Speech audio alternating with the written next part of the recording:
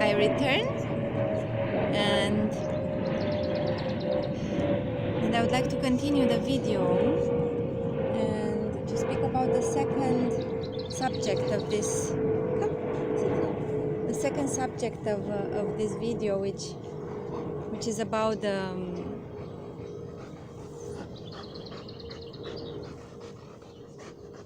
Fit, mami. Ia vină tu aici, Fit. Ia vină tu, mami. Ia vină. Uite aici. Uite aici. Fit. Du-te, du-te, du-te. Du-te. Hapa. Du-te. Du-te, du-te. Du-te, du-te. Hai, pleacă.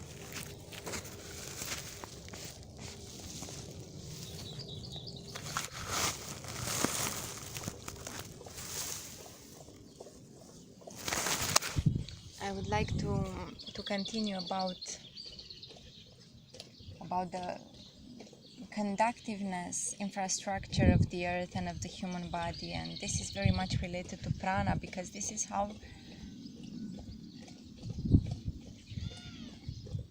how being pranic feels like, and this is how being pranic is experienced in the body and in the surrounding around. I will tell you now a story which is quite intimate story, and it is a story about when I was pregnant with my second son. I will try to put it down. When I was pregnant with my second son, I was on an island. I was in La Gomera, and the island, it is surrounded by water, which for a pranic person it is very beautiful, because the water is somehow isolating a lot of impulses and is acting like a buffering pillow, like a soft pillow, and somehow it is feeling very protective and very secure. And at that time, so this was a lot of time now, more than 1.5 years ago, maybe, or maybe 1.5 years. And at that time, I was not stable in my pranic state, and also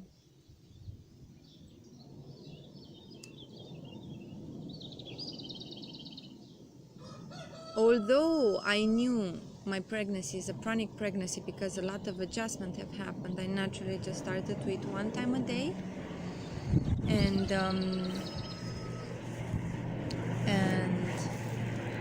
only unprepared food, and just the alignment that I was experiencing was different, the connection that I had with nature. But pregnant women, they are more or less all like this, but this time was a little bit special, was something special.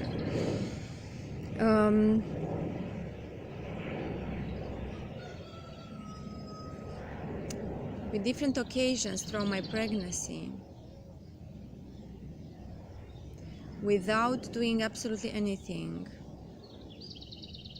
without asking it for it, just having my normal day, preparing food for the family and everything.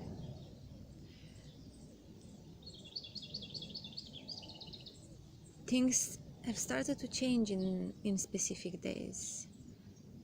I started to become a little bit more happy. I started to become a little bit more free in my thoughts. Seemed like thoughts which normally are very important, they didn't seem to be so important, and a kind of fluidity was happening. Was not so much the filter of remembering me what to do in order to do the next step, but was more like a flow. I was taking the orange, and then the orange I was pressing it, and then I was putting it in the glass, and exactly how I make with my hands, you know. And this made me feel very good, but it was nothing special. I just thought there is high oxytocin or high chemistry in my body that is somehow making me joyful and glorious and graceful, and in those days I wanted to go outside and having long walks, not so much in presence of other people, not in the village, but I would prefer to go more in nature. And And as I was walking,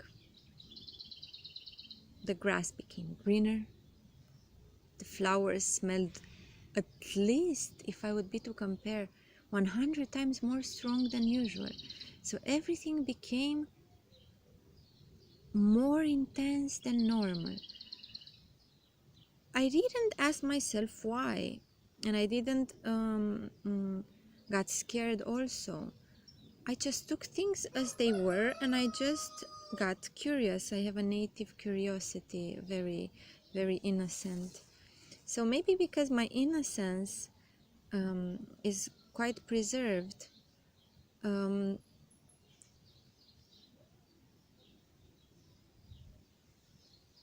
things becoming more intense was perceived as okay.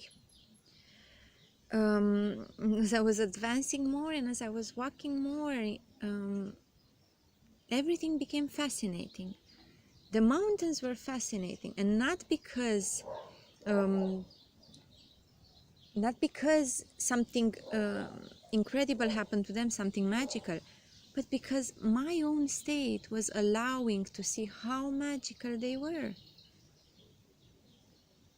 Somehow free of worries and free of different concepts such as time and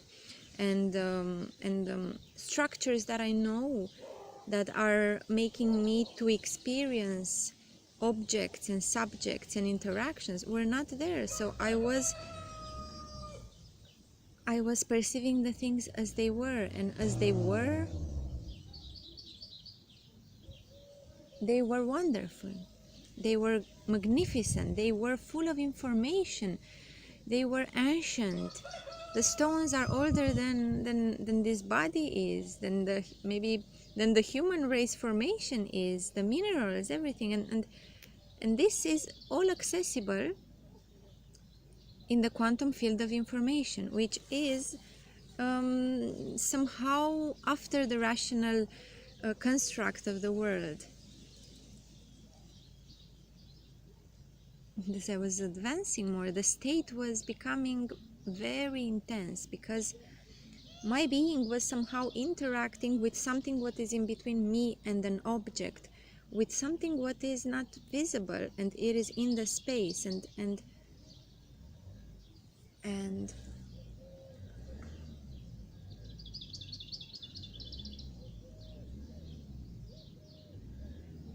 yet I didn't perceive it as something unnatural or unusual. I never thought that why this is happening now and why it has never happened. I only saw a difference, which was for me fascinating. The visual reality did not look anymore like this painting that we see every day, but everything was alive and was interacting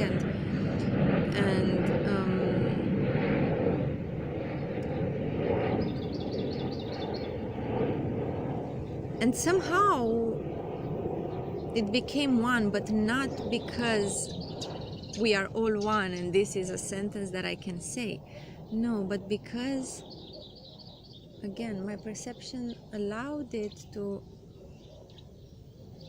feel also what is in between us. And what is in between us is really is the entire story of creation. And when you are experiencing it with all your senses, with your smell, with your ears, with your mouth, through your breath, with your eyes, and with your hands,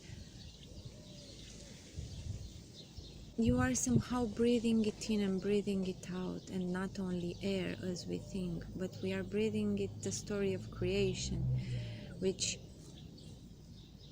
you could say it never started and it will never end, and this is the only stable state that it is there.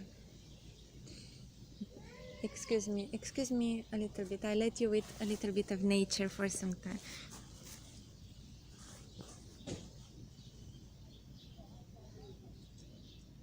Yeah? For what? You want a banana?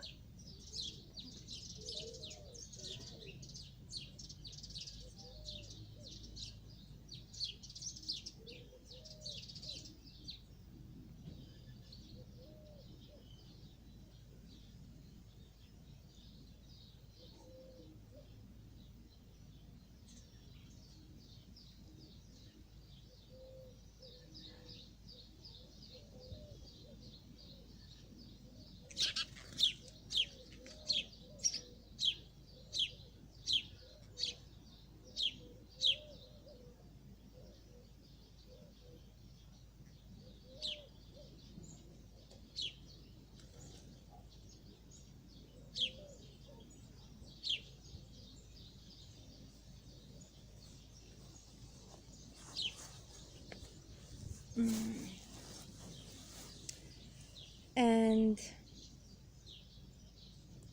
yes, on a visual level.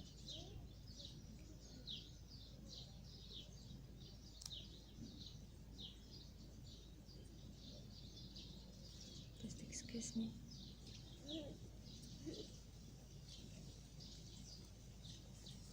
You want to sit here next to me? No. But you don't speak, you promise me? No. On a visual level,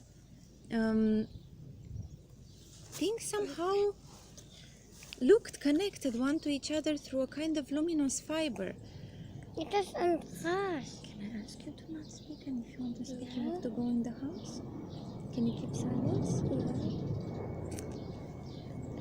And all I could do in that state was also him. He was with me at that time, so one part of my awareness had to protect him and to take care of him. And play.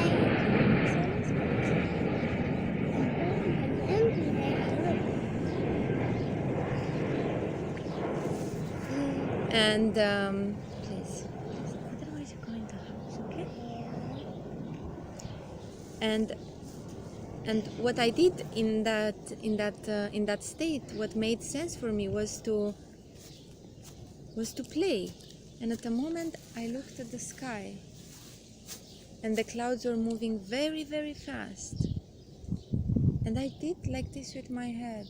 And when I did like this with my head, a kaleidoscopic image, geometrical kaleidoscopic image formed, and I understood a little bit of sacred geometry, natural, because this was the reality of interaction that I had from my innocence, from my love to what I could see. I also like to go next to different elements and see how my sensation changes. So, for example, please, next to a tree, I was feeling very strong. Next to water, I was feeling very at peace. Flowers was a very gentle, beautiful sensation. They taught me in that time so much, the elements of the planet.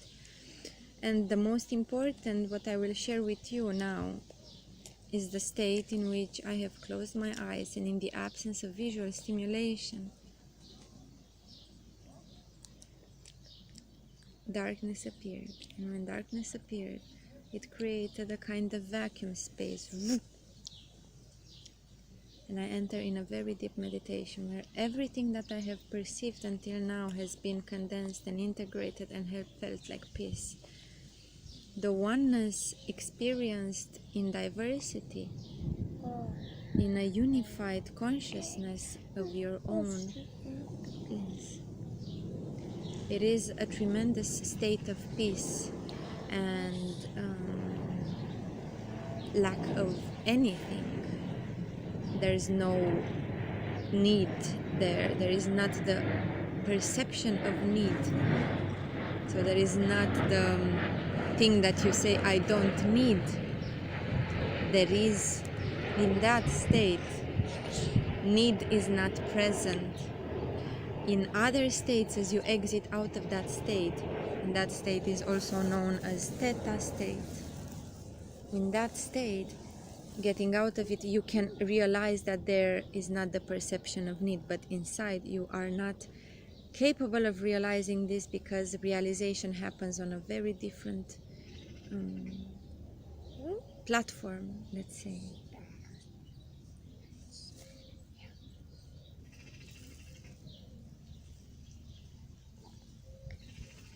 So this was very important for me, because this was the first time when I have been received by grace, and not by asking, I repeat. I have been received some very strong transmissions that shaped who I am and shaped my way of being. And the most important what I have learned in these states was how to live here like this. My question came, I live in a world where others also exist, and maybe not everybody is experiencing what I am experiencing, and how to be able to live knowing that there are differences in perception and in experience. And what in the beginning was very intense and was a lot about quality, then became a lot about quantity and how intense and how strong I feel everything, and the energy and my ability to value energy.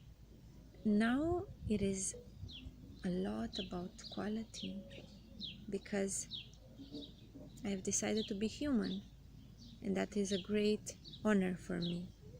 And human means to be gentle, to not hurt another, to have compassion, to have love for yourself and for the other. And human means to have the capacity to manage a tremendous amount of energy. And you don't do it with force. And that is the journey, how to learn to manage this infinite energy, which is passing through us for a short second, but in that short second it affects the entire reality. And now,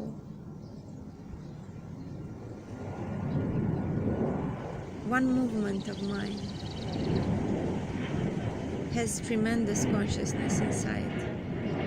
And one movement of mine is affecting the rest of the world. And I take this responsibility, and by living in this responsibility, for me means to live in pranic grace. And living in pranic grace, it is affecting my entire system, my entire being. It is affecting my eating ways, it is affecting my sleeping ways, because it's absolutely normal to live with the consequences of your choices and to live with the consequences of your experience. I think what I would have wanted to transmit to you today, I did, and I'm very happy for this. And as about tomorrow, just to give you a heads up, tomorrow I would like to make a video about the importance and the sacredness of dry days. And what really are dry days? What they really are. So, folks, I wish you to have a beautiful day, and we hear each other soon. We see each other soon. And yeah, just don't forget to occupy the slots for the private sessions, because I'm really curious and I would love to meet all of you and to know you intimately. Yeah. Have a good day, everybody.